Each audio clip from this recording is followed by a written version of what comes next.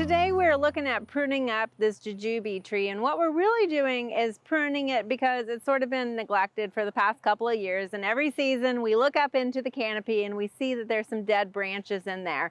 And when you're pruning anything, one of the first things that you should cut out of any plant is the dead plant material. So you can see we have several branches in there that have just declined and have decided to die on us, but then we also have some that have actually ripped back. So it might have been because of an ice storm or something like that, and we want to make sure that we're cutting these out, that we actually have clean cuts so that we don't have that kind of tearing on the bark that we can see up there in some of this. So that's the first thing that we're going to do. But I also thought this was a good opportunity to kind of talk to you about water sprouts versus suckers. So if you look up here in the canopy, you'll see that there are some branches that just go, like this one right here, that just go straight up, very vertical into the tree canopy. And those are what is known as water sprouts. Now, a lot of times when trees have gone through stress or something like that, they tend to have this physiological response where they are just trying to get vegetation up there in order to continue photosynthesizing. And so that is that response. Basically, they were dormant buds that decided to break, and they pushed those quick branches up there in order to get more vegetation. So that all those water sprouts might have been a result of some of this dieback that we have over here. And you can see that overall the tree's got plenty of leaves on it. Those are some older water sprouts. But water sprouts, because they grow so quickly and they grow straight up, a lot of times they can kind of deform the canopy of your tree. They're just trying to grow up and get to the sunlight. But that kind of creates a weak bond with the branch that it's attached to.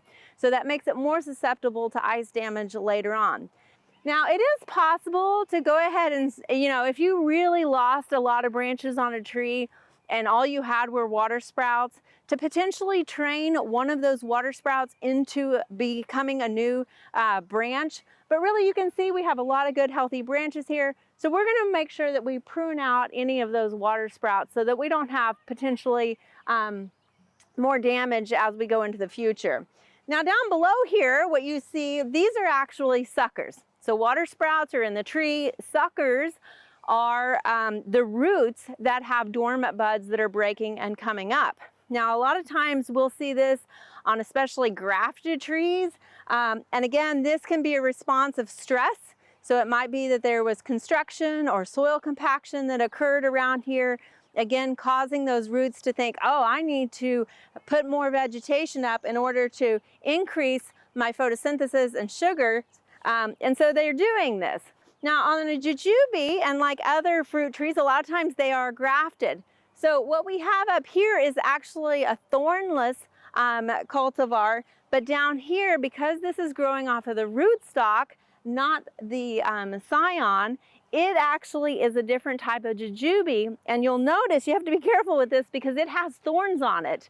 So that's kind of a concern here, is any of these suckers that are coming up have thorns versus the main primary tree that we're trying to cultivate and grow here in the garden. So when we have this, we're just going to use our hand pruners and go ahead and clip these down.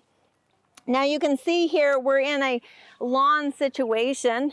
So if these do decide to resprout, one easy way of maintaining these is just simply to continue to mow around it. You just want to be careful around the base of your tree and not hit the base of your tree with your mower or weed eater or anything like that.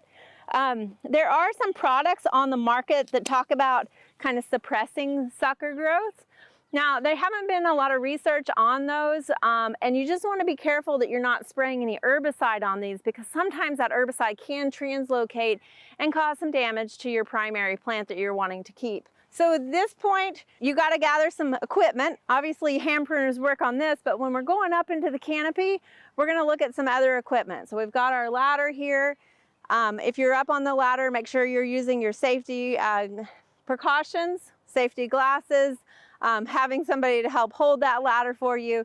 And then there's a couple of different tools that we can use, such as your loppers. Some telescoping loppers will help you reach a little bit more. If you're a bit more cautious and don't want to get off the ground, that is perfectly okay. They have telescoping saws that you can use. And the nice thing about those is they kind of will get in there. You have to have some good arm strength to kind of work those, but they also have a string on there that you can pull that string, and it also acts like a little hand pruner so you can clip some smaller branches off of them.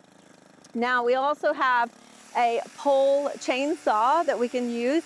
It is a bit heavier, keep that in mind. So when you're using it, it's heavier, but it also is a lot quicker. You don't have to kind of have that sawing action yourself with your arms.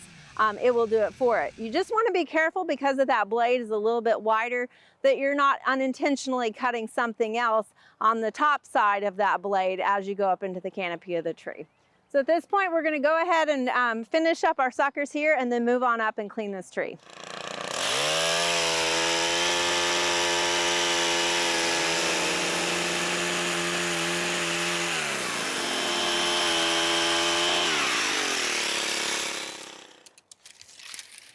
So now that we've got all of the dead trimmed out and the water sprouts that were growing up in the canopy as well as the shoots, you can see the tree looks a lot better. It does look a little thinner, but you can see predominantly that most everything that we took out was dead branches and not actually live vegetation. So all of this was just potentially harboring insects and an entry for pathogens to get into this healthy, otherwise healthy tree. And the good thing now is when we are able to harvest our jujubes later in the season, we won't be contending with all these dead branches in the canopy.